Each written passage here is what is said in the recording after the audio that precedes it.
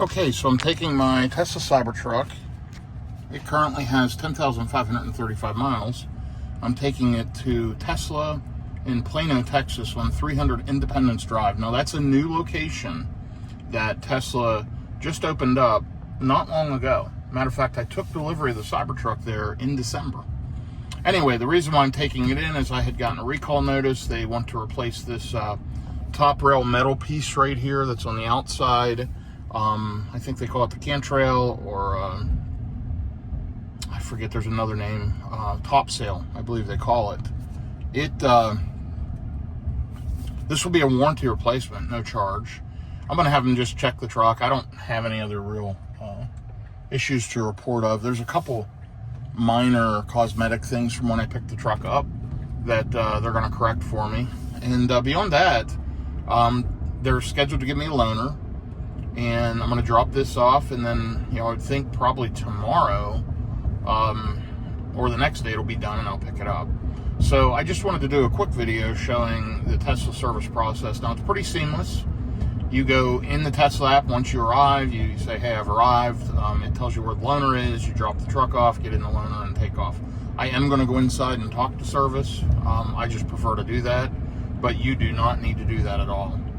Anyway, loving the Cybertruck so far. And by the way, I've gotten a bunch of messages about the glue and Tesla glues parts on. Automotive glue is a very common thing that trim and pieces on vehicles are glued across nearly every manufacturer. This is not uncommon. The fact that they used a product that needed recalled, I'm glad they're aggressively recalling. I've had zero issues, but hey, they're recalling it, so let's let them fix it properly. Anyway, truck is going in, and I'm manually driving, enjoying the drive, and doing my thing as I head to Tesla in Plano, Texas. More details to follow. Okay, so I just turned here, headed to the Tesla Service Center in Plano.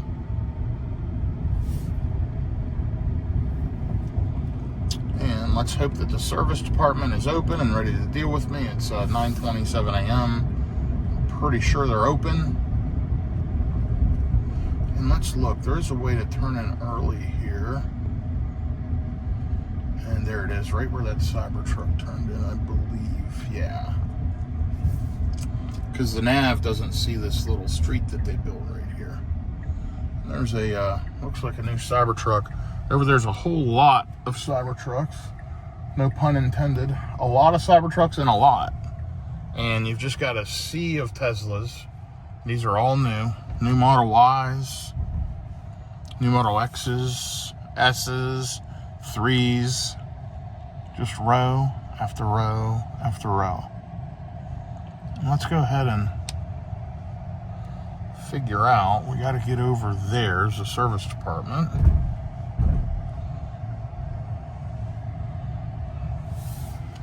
By the way, 31.1 miles on the way here.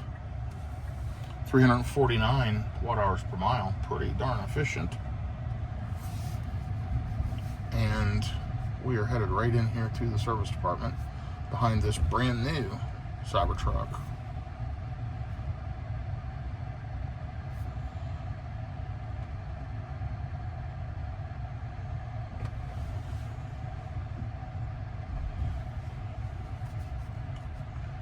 Very slow going here.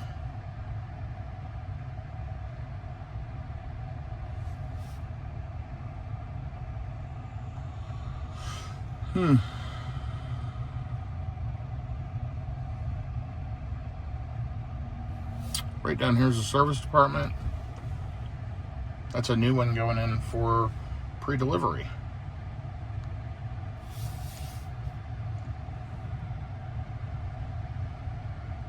That's the delivery area right there. Tons of cars queued up for delivery. Anyway, this is a nice service center. I'll be back with you here momentarily. So here's the service center in Plano, Texas. There's a new Cybertruck sitting out front. Looks like somebody's just taking delivery. Got a new Model 3, Model Y.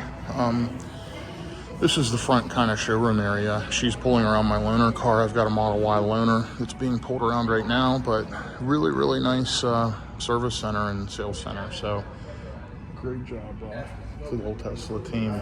So super nice. Okay, so I got a loaner Model Y while my Cybertruck is in the shop. Go ahead and click FSD on and let this thing do a little bit of the driving. But take a look here. It is a Model Y Performance. And we'll go under software. 41,830 miles. And this thing rides rough. You know, I was in I went from my Model Y Juniper into a Model Y long range loaner, and it was a rear wheel drive. It was a little bouncy, a little loud. I forgot how rough these Model Y Performances really do ride. I had one for a year or so.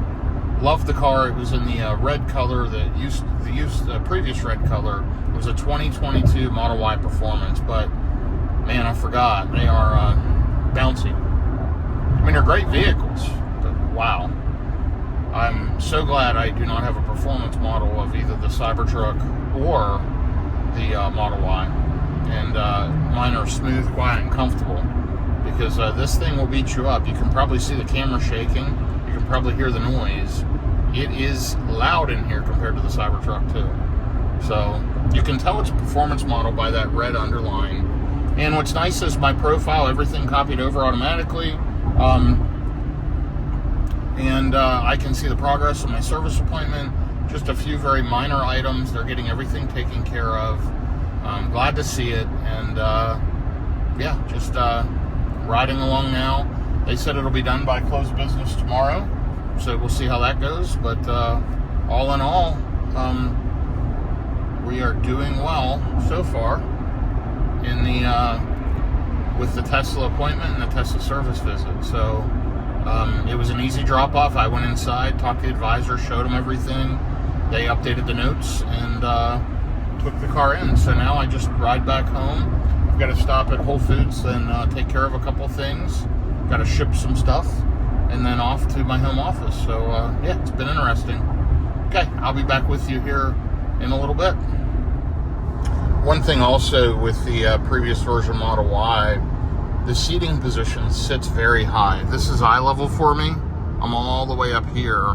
You know, no, I'm 6'5", I'm 325 pounds. I'm a big guy. And this vehicle is tight for me as far as to the roof.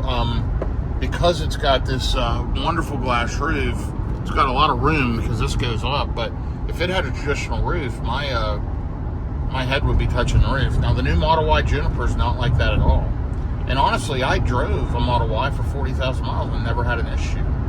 But with the new Model Y Juniper, it's significantly more comfortable. The seating, the noise, the quiet, the ride comfort.